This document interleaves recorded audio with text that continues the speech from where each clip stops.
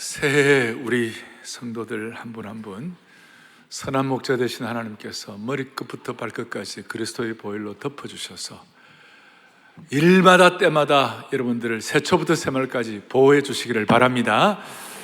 그리고 특별히 말씀의 능력을 깨닫도록 은혜 주시면 좋겠습니다. 제가 이번 이렇게 일상에서 체험하는 예수님의 비유 말씀 시리즈를 시작하면서 제가 막 좀 이렇게 가슴이 이렇게 뛰어요. 그 이유가 뭐냐면, 저는 79년도에 처음 우리 청년대학부 사역을 말씀을 전하기 시작해가지고 올해가 41년째 설교를 하고 있어요. 특별히 제가 이게 왜 가슴이 뛰냐고 설레냐면, 이 예수님의 비유 말씀은 창세기부터 요한계시록까지 다 귀한 말씀이지만 예수님의 비유 말씀은 몽땅 다 예수님이 직접 말씀하신 빨간 글씨예요. 성경이란 빨간 글씨 알죠? 빨간 글씨 아닌 성경도 있나요? 그래서 이 빨간 글씨는 직접 하신 말씀이기 때문에 제가 이 내용들을 말씀 전체가 다 귀하지만 제가 이번에 한 절 한 절 또 한 단어 한 단어 더 깊이 이렇게 천착해서 말씀을 여러분들과 나눌 거라고 생각하니까 가슴이 막 뛰는 거예요. 자, 오늘 제 첫 시작이 비유의 말씀을 문을 여는 시간인데, 하나님 나라 역사의 비밀, 일반 역사의 비밀도 깨닫고 하나님 나라 전체 역사의 비밀도 깨닫고 이렇게 하나님 나라의 역사의 비밀에 눈을 뜹시다, 이렇게 말할 수가 있겠습니다. 오늘 본문은 마태복음 13장이고, 마태복음에는 예수님의 위대한 세 가지 설교가 나와 있습니다. 혹시 아시는지 모르겠는데 마태복음 5장에서 7장까지 뭐가 있죠? 산상설교, 산상수훈이 있고, 또 마태복음 24장과 25장에 보면 감람산 설교가 있습니다. 예수님 사역 마무리하면서 중요한 메시지를 종말에 관한 것까지 말씀을 하고 있습니다. 근데 오늘 이 설교는 13장 1절에 앞에 보면 이렇게 나와요. 그날 예수께서 집에서 나가사 바닷가에 앉으시매. 해변에서 하는 설교예요. 소위 해변 설교인데, 산상 설교, 감람산 설교, 해변 설교인데, 이 해변 설교는 비유 설교라고 말해요. 비유 설교.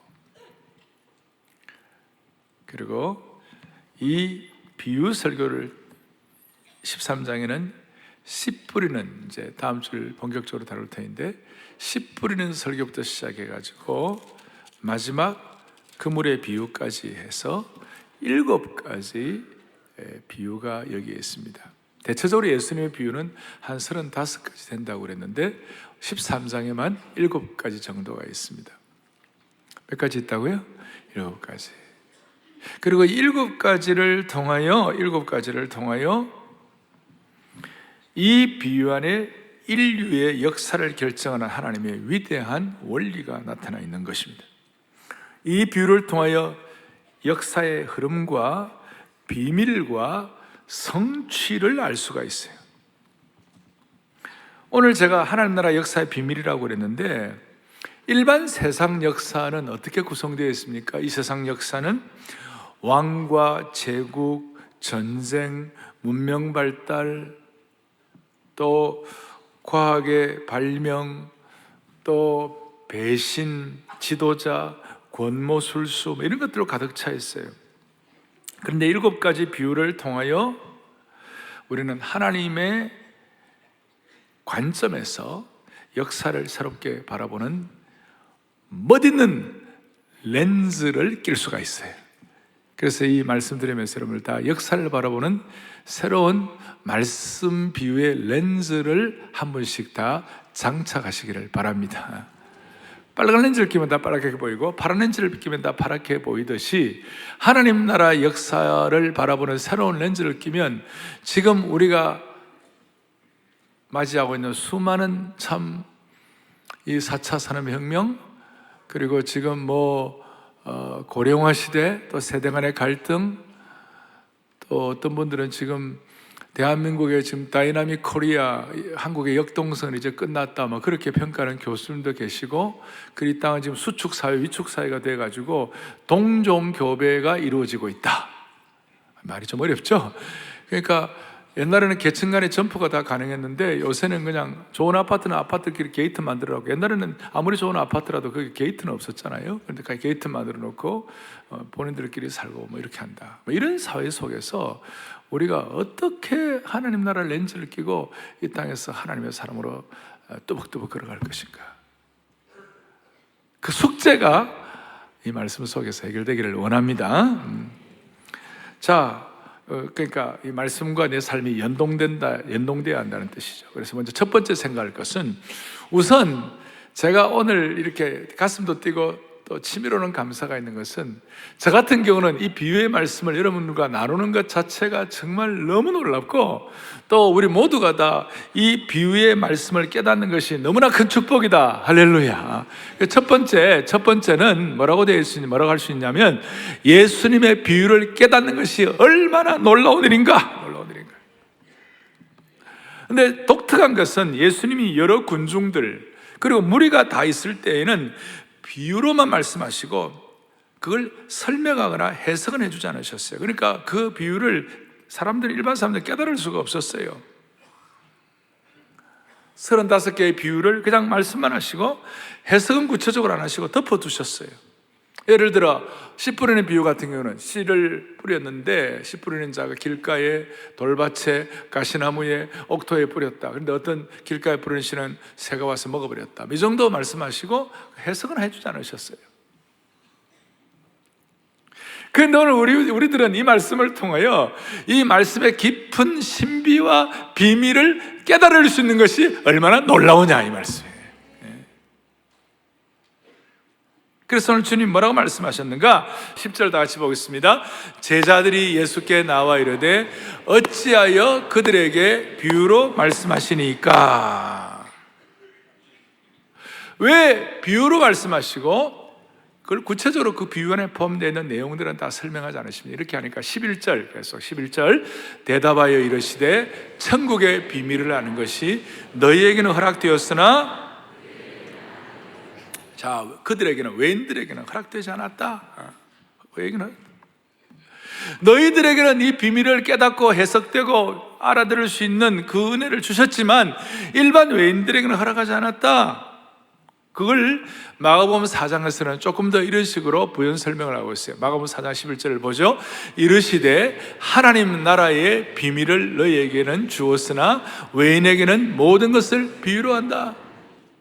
하나님 나라의 비밀을 제자들과 이 말씀 앞에 이렇게 이 말씀을 통하여 하나님의 백성들이 된 그 사람들에게는 이걸 깨닫고 해석하게 해주었지만, 외인들에게는 이게 모든 걸 비유로 끝난다. 그러면서 이게 하나님 나라의 비밀이다. 이 비밀이라는 말이 시크릿이라는 말보다는 헬라어로 무스테리온, 그래가지고 무스테리론에서 영어의 미스터리 하다는 말, 신비란 말이 여기서 나왔어요. 왜 신비한가? 외인들에게는 이게 그냥 안 깨달아지는 거예요. 또 해석이 안 되는 거예요. 이해가 안 되는 거예요. 그런데 그리스도의 백성들, 제자들에게만 이것이 깨달아지는 거예요. 그러니까 이게 너무너무 신비하다는 거예요. 오늘 우리가 이 말씀을 깨닫는 자체가 하나님의 크신 신비 안에 들어온 줄 믿으셔야 되는 것이에요. 무슨 말이냐? 여러분, 이 세상 사람들이 진리를 깨달아 보려고 애를 쓰고 수고하고, 그 다음에 그냥 돌을 닦고 억만금을 갖다 바치고 자기를 수행하고 면벽 군연을 하고 온갖 것을 다 해도 이것을 깨달을 수 있는 것이 아니고, 세상의 어떤 원칙이나 법칙 이런 것들은 그렇게 하면 깨달을 수 있을지 모르지만, 하나님 나라의 이 놀라운 것은 신비한 것이다. 이것은 하나님께서 그 비밀에 대해서 영안을 열어주셔야만 가능한 것이다. 그래서 오늘 14절에서 뭐라고 말씀하고 있는가? 강조 14절에 보죠. 이사야의 예언이 그들에게 이루어졌으니 이르시되 너희가 뭐예요? 듣기는 들어도 깨닫지 못할 것이 뭐예요? 보기는 보아도 알지 못하리라.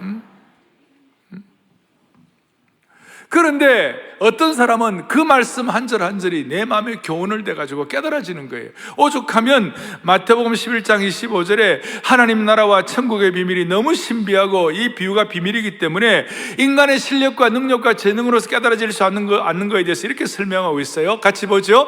그때에 예수께서 대답하여 이르시되 크게요, 천지의 주제이신 아버지여, 이것을 지혜롭고 슬기 있는 자들에게는 숨기시고 어린아이들에게는 나타내심을 감사나이다. 아멘. 이 천국의 비밀, 신비한 것을, 복음의 비밀을 그 당시에 가장 똑똑하고 지혜롭게 여겨졌던 사람들, 예를 들어 바리새인과 서기관들은 깨닫지 못하고 오히려 무명의 사람들, 심지어 어린아이처럼 마음이 순전하고 청결한 자들만 깨달을 수가 있다. 마음이 겸비한 자들만 깨달을 수 있다. 그래서 이 비밀의 말씀이 깨달아지고 은혜를 받는 사람들은 주로 나타나는 공통적인 현상이 뭐냐면, 주님 내가 뭔데 이걸 깨달을 수 있습니까? 아니 주님 내가 어떻게 하면 좋습니까? 주여 내가 어찌하면 좋습니까? 이런 고백들이 공통적으로 나타난다는 것이에요. 그래서 이것이 너무 신비하고 영안이 열려야 되기 때문에 바울은 고린도전서 2장 13절에 뭐라고 말씀하시는가 보죠. 우리가 이것을 말하거니와 사람의 지혜가 가르친 말로 아니하고 오직 성령께서 가르치신 것으로 하니 영적인 일은 영적인 것으로 분별하는. 자, 영적인 일은 뭐라고요? 영적인 것으로 분별하는. 제가 지금 여러분들에게 일반적으로 어느 정도 하면 쉽게 착 알아들을 수 있도록 예화 많이 얘기하고 그 다음에 뭐 일반적인 논리를 가지고 집중해 하면 웬만한 거 여러분들이 알아질 수 있게 깨달아지는 거예요. 그러나 그것이 영적인 깊은 세계까지 다 할 수 있느냐, 그거는 저도 퀘스천이에요. 그래서 여러분, 영적인 일은 영적으로만 분별할 수 있는 거지. 그걸 알고 이 시간 여러분들과 제가 마음속에서 주여 내 영안을 열어주옵소서. 우리 교회 이름은 영안교회는 아니에요. 그렇지만 오늘 이 시간 영안을 열어달라고. 사랑의 교회 교우들이여, 한국교회 교우들이여, 영안을 열어주옵소서. 영안을 열어. 사실 여러분 이거 얼마나 신비한 거예요. 이게 얼마나 영안이 열려야 되는 거예요. 하나님이 어린아이로 오셔서 성육신 하셨다. 이거 어떻게, 무슨 재주로 여러분들 깨달을 수 있는 것이에요? 30세까지 목수로 계시던 분이 33세의 젊은이가, 그 젊은이가 전한 복음 앞에 깨어져 가지고 그 젊은이가 십자가 돌아가신 그 은혜를 가지고 우리가 복음의 은혜를 깨닫고 내 죄를 깨닫고 그분이 십자가에 달려 돌아가시고 그분이 승천하시고 부활하시고 그분이 다시 한번 이 땅에 심판주로 오신다는 그 사실을 여러분과 제가 무슨 지혜를 가지고, 우리의 무슨 실력을 가지고, 우리가 갖고 있는 무슨 능력을 가지고 이걸 깨달을 수가 있겠냐고요. 아멘. 하나님이 깨닫게 해주셔야 깨달아지는 거예요. 33세의 젊은이의 죽음과 부활과 승천을 통하여 그분이 앞으로 만왕의 왕으로 오실 것이라는 사실을 무슨 재주로 깨달을 수 있겠어요? 그래서 이게 비밀인 거예요, 비밀. 그리고 어떤 사람만 깨달을 수 있는, 어떤 사람만. 오늘 11절 뒤에 다시 한번 뭐라고 나와있냐? 너희에게는 허락되었으나 그들에게는 아니 되었다. 허락된 사람들만 깨달을 수가 있는 것이. 그리고 영적인 세계에 들어오고 비밀 세계에 들어오면 딱 두 종류의 인생이에요. 영적인 은혜를 깨닫도록 허락된 사람과 허락되지 않는 사람과 둘 중에 하나예요. 이 하나의 주심의 본당에서 말씀을 듣는 여러분 가운데는 허락되지 않는 사람이 한 명도 없었으면 좋겠습니다. 영안의 눈이 열리기를 바라는 것이에요. 천국 비밀이 허락된 자들은 하나님의 백성, 예수님의 제자들이 되는 것이고, 허락되지 않는 자들은 그냥 예수님을 따라다니는 무리들만 될 수 있고, 또 그 당시에 유대 나라의 완고한 지도자들, 고집쟁이들을 합쳐서 이 사람들은 허락되지 않는 사람이다, 이렇게 말할 수 있습니다. 그리고 이 허락되지 않는 사람에게는 이 진리를 아무리 얘기해봤자 돼지에게 진주를 던지는 것 같아요. 돼지는 값진 진주의 가치를 모르기 때문에 그 진주를 깨물고 물어뜯고 더럽게 하고 오염시키기 때문에 그냥 비유로만 끝내는 것이. 어떤 분에게 이 복음의 신비를 얘기를 했더니 그렇게 반응을 하는 거예요. 하도 못 믿는다고 그러니까 이 이 비밀을 말씀하고 복음을 전하던 사람이, 그럼 당신 같은 사람은 절대로 예수 못 믿습니다. 그렇게 얘기했더니 못 믿겠다는 사람이 벌떡 일어나더니, 그러면 나는 죽으라는 말입니까? 그 순간 확 깨달아졌다는 것이. 어떤 사람은 아이고야 내가 양심이 있지 뭐 그렇게 쉽게 내가 진리를 어떻게 깨닫냐고. 그러니까 그 옆에 있던 동생이, 형이 못 믿으면 나라도 믿읍시다. 이게 이런 케이스를 뭐 제가 수없이 얘기할 수 있는 것이. 여러분, 하나님이 마음 열어주시는 사람은 아무리 비밀이라도 진리를 발견하고 깨달을 수 있지만, 그렇지 않은 사람은 아무리 진리를 설명해도 깨닫지를 못하는 것이에요. 자, 오늘 첫 시간이, 첫 부분을 이렇게 강조한 이유가 너무나 신비한 것인데, 이 신비한 것에 대해서 외인이 아니라 허락된 사람이 되기를 바랍니다. 그리고 두 번째, 이 비유의 신비에 대해서, 하나님의 역사의 비밀인데 참 신기한 거 하나 있어요. 그것이 뭐냐면, 두 번째는 이렇게 되어 있어요. 하나님의 비유의 진리는요, 깨달으면 깨달을수록 더 많이 깨달을 수 있고, 순종하면 순종할수록 더 많은 진리를 깨달은 줄 믿습니다. 이게 소위 영적인 빈익빈 부익부 원리예요. 영적인 양극화 현상이에요. 은혜를 받는 사람은 더 많이 받고, 받을수록 더 많이, 못 받는 사람은 더 헤매는 것이. 그러니까 어떤 사람은 있는 것까지도 다 뺏기는 거예요. 자, 예수님이 이 말씀을 제자들에게 이제 허락된 사람들만이 깨달을 수 있다고 하니까 제자들의 콧대가 높아지고 자부심이 아주 뿌듯했을 거예요. 자부심으로. 그럴 때 주님께서는 제자들에게 정신이 번쩍 들도록 한 방을 먹이시는 거예요. 그게 뭐냐? 12절 시작. 무릇 있는 자는 받아 넉넉하게 되되 없는 자는, 아멘. 제가 다시 한번 여러분들 정리를 해드리겠습니다. 있는 자는 더 있어지고 없는 자는 그 있는 것도 빼앗긴다. 소위 하나님 나라의 은혜의 양극화 현상이에요. 그런데 이건 양극화 같고 좀 불공평한 것 같지만, 이것이 인간의 역사와 인생을 움직이고 심지어 이 신앙에도 이것이 접목이 되는 것이에요. 삶의 모든 영역에서도 이것을 확인할 수 있는 것이에요.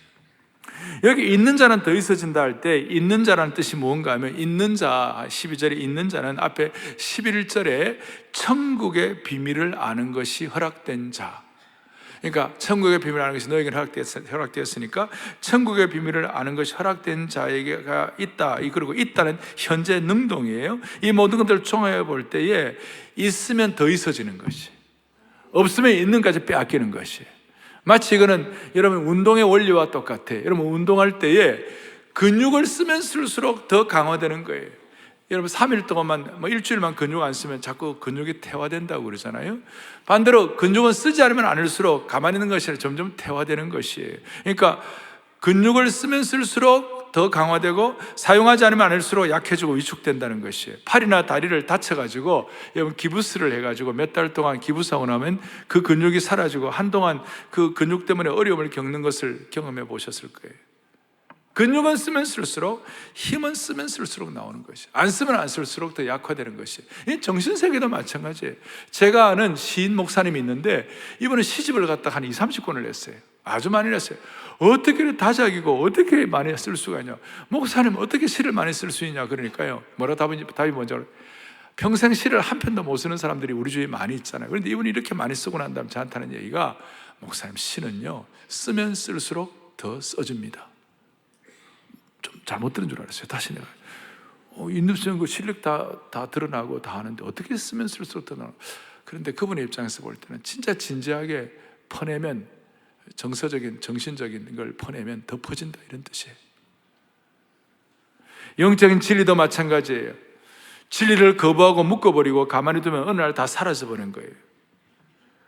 그래서 우리는 영적 진리를 더 묵상하고 진리를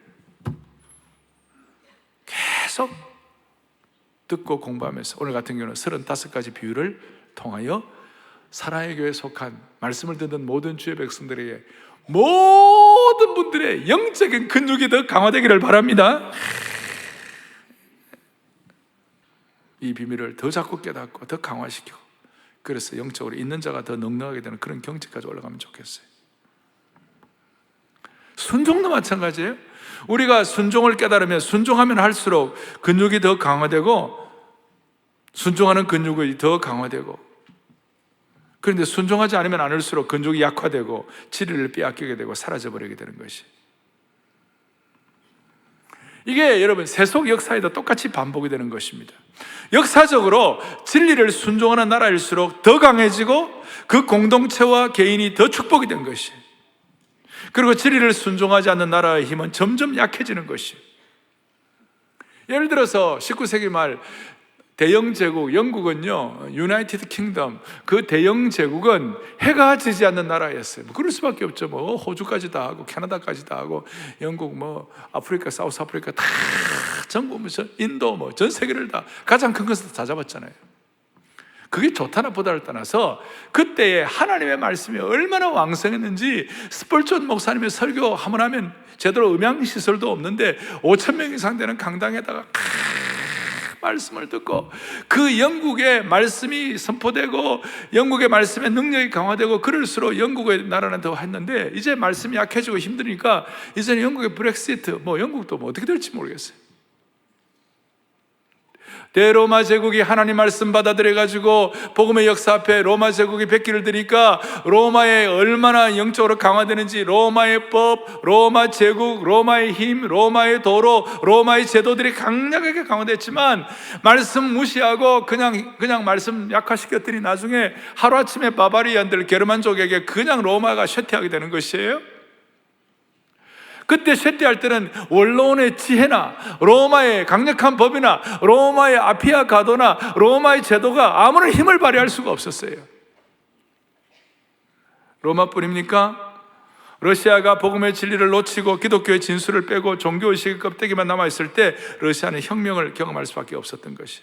미국도 마찬가지예요. 미국도 지금 복음의 역사가 약하다, 미국도 힘들게 될 거예요. 대신 조그마한 나라 네덜란드 같은 나라는 그 나라의 수상, 그 나라의 총지도자를 목사로 세웠어요. 아브라함 카이프라는 위대한 신학자예요.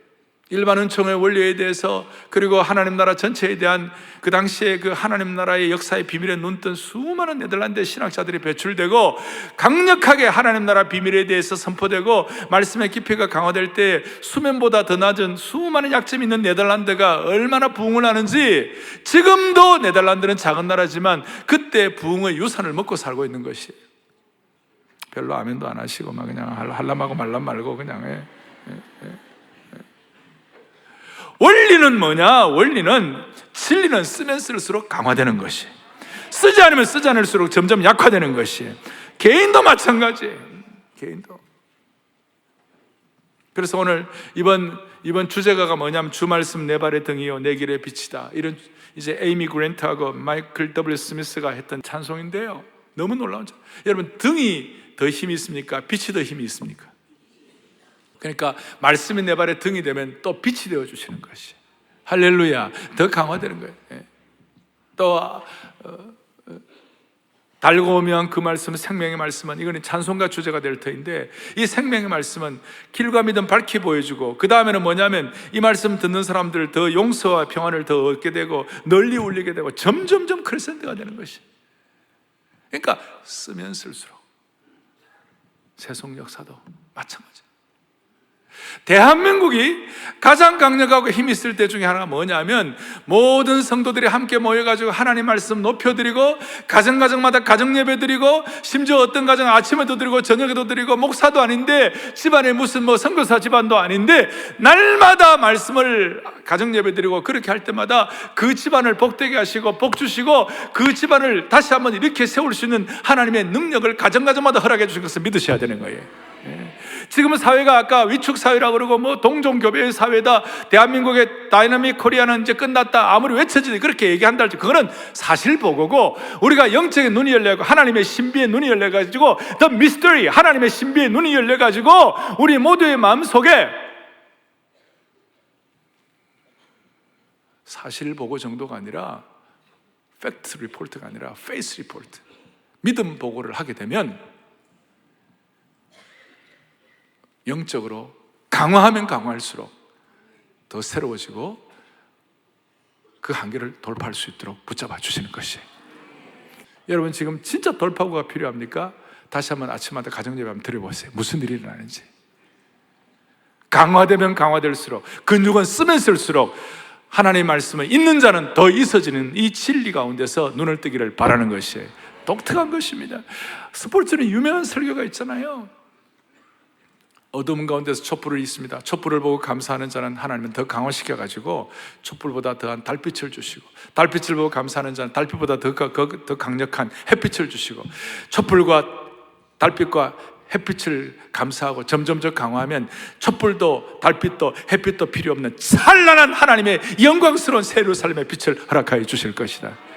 이게 영적인 근육이 강화되고 갔으면 쓸수록 더 강화되는 것이에요. 그래서 그러면 주님이 한 번 더 꽝 때리시는 거예요. 13절에 그러므로 그들이 보아도 보지 못하고 들어도 듣지 못하고 깨닫지 못한다. 오늘 이런 비극이 아무에게도 일어나지 않기를 원합니다. 그러면 이제 중요한 것은, 그럼 비밀의 핵심이 뭐냐? 신비의 핵심이 뭐냐?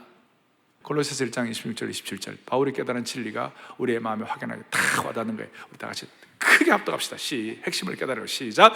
이 비밀은 만세와 만대로부터 감추어졌던 것인데 이제는 그의 성도들에게 나타났고, 27절에 하나님이 그들로 하여금 이 비밀의 영광이 이방인 가운데 얼마나 풍성한지를 알게 하려 하심이라. 이 비밀은 너희 안에 계신 그리스도시니 곧 영광의 소망이니라. 아멘. 이 비밀은 누구예요?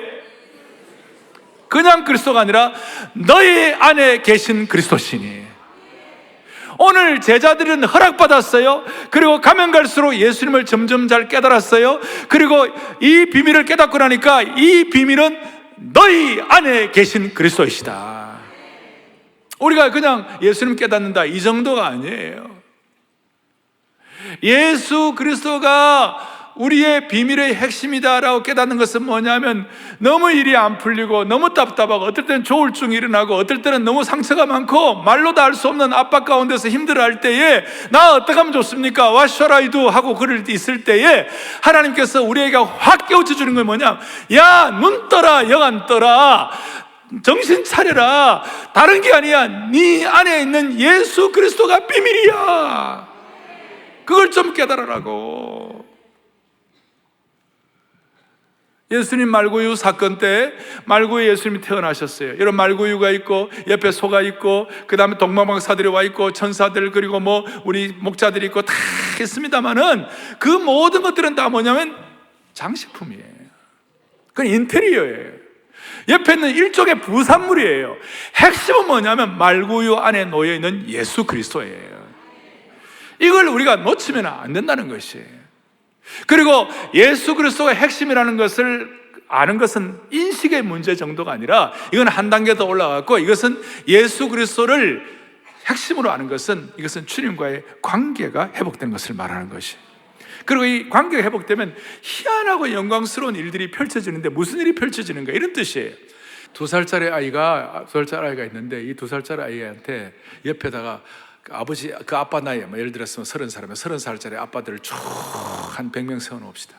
그럼 2살짜리 아이가 지 아빠가 누군지 알까요, 모를까요? 왜 압니까? 그건 인식의 문제예요, 관계의 문제예요. 그 관계예요, 관계.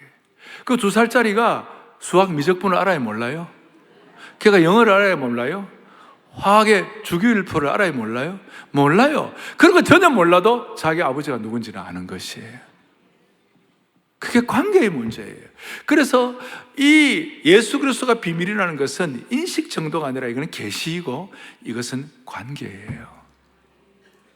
그래서 이 한 해 동안 여러분 이 비유 설교를 통하여 주님과의 관계가 회복되기를 바라고 주님과의 관계가 더 깊어지기를 바랍니다.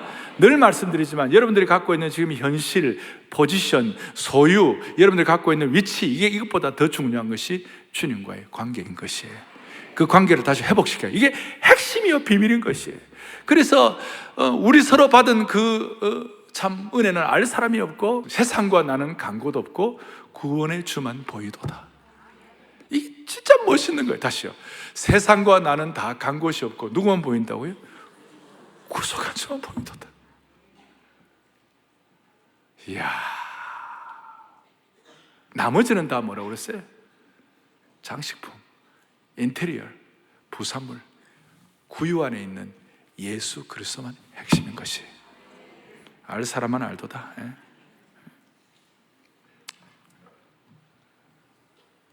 그러니까 이제 거기에 이제 이런 걸 다 정리를 하고, 그런데 15절에 아주 흥미있는 내용이 나와 있어요. 15절이 뭐라고 나와요? 15절을 같이 우리 또박또박 보겠습니다. 함께 보죠.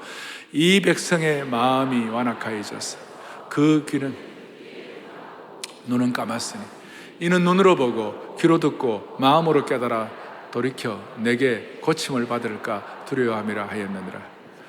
여기 물론 주어가 하나님이 되어가지고 하나님이 백성들, 이거 아무래도 허락된 사람들은 허락되고 안 되는 사람들은 그냥 상실한 마음대로 내어버려도 두사, 이런 뜻도 포함되어 있지만 결과론적으로 체험적으로 우리가 얘기할 때 이런 뜻이에요. 자, 귀는 듣기에 둔하고 눈은 감았는데 어떻게 하다가 좀 깨달아지네. 깨달아지니까 갑자기 걱정이 되는 거예요. 뭐냐면 내가 이러다가 너무 은혜 받아가지고 선교사 되는 거 아닌가, 막 걱정이 막 되는 거야. 그에게 귀로 듣고 마음으로 깨달아 돌이켜 혹시 내가 고침을 받을까 두려워함이라. 여러분, 이게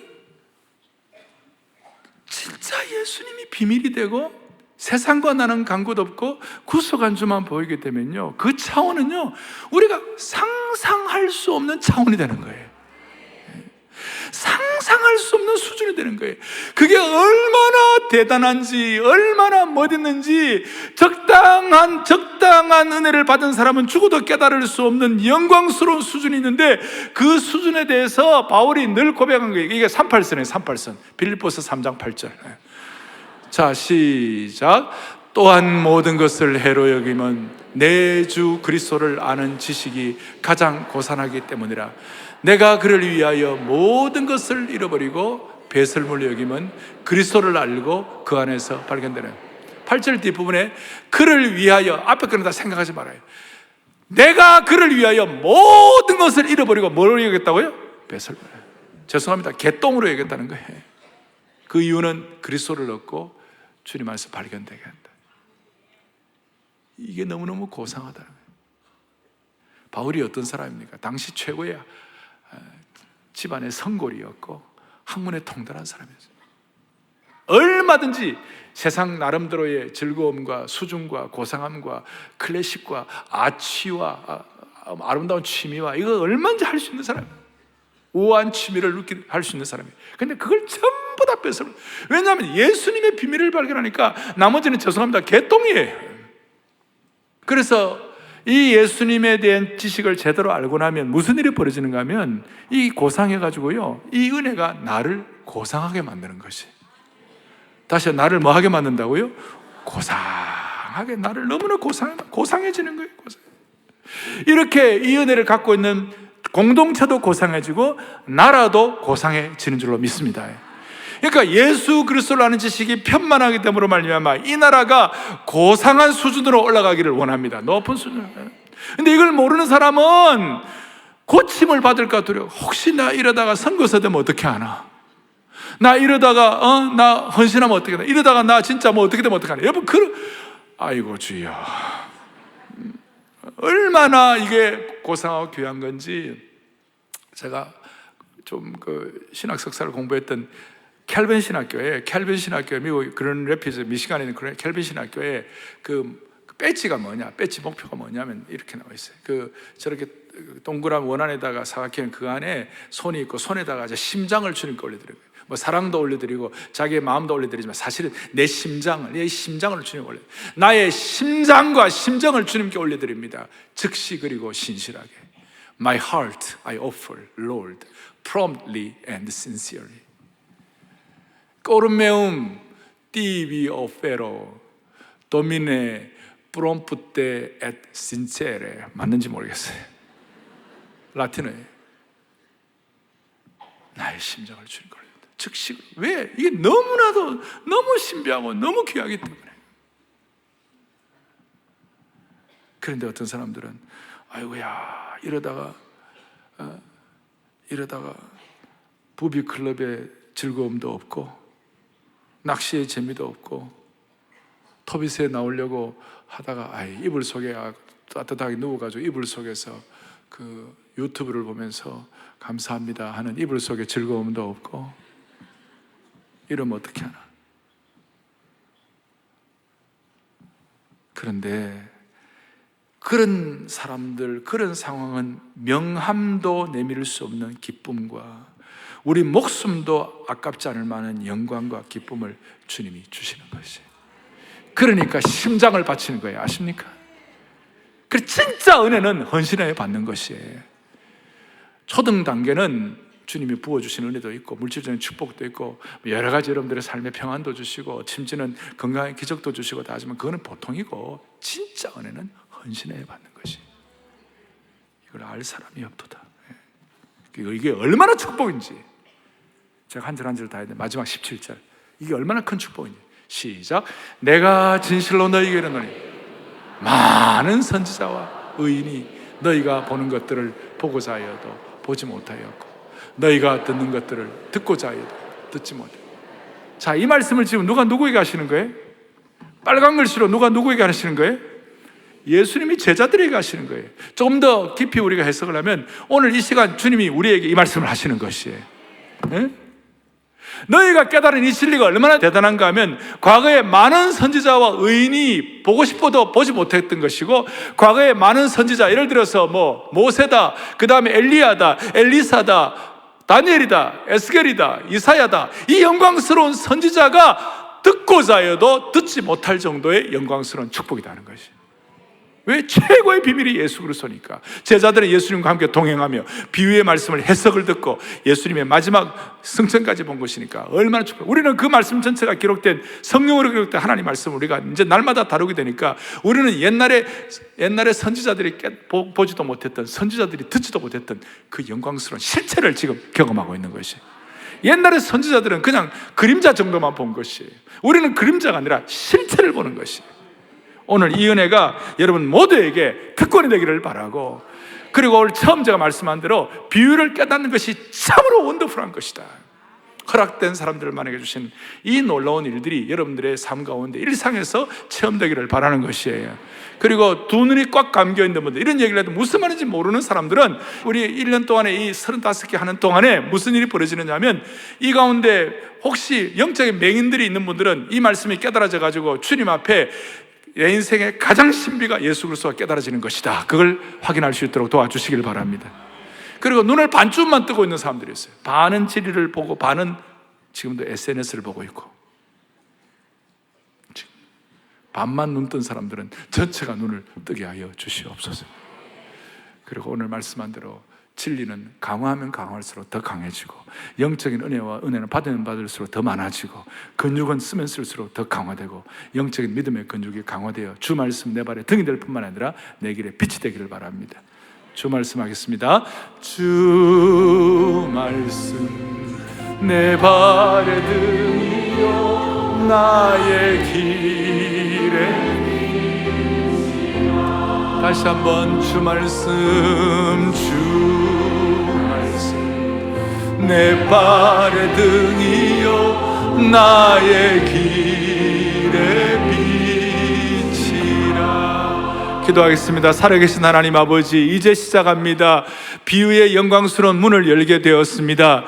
볼 수 있는 눈을 주시고 들을 수 있는 귀를 허락하여 주옵소서.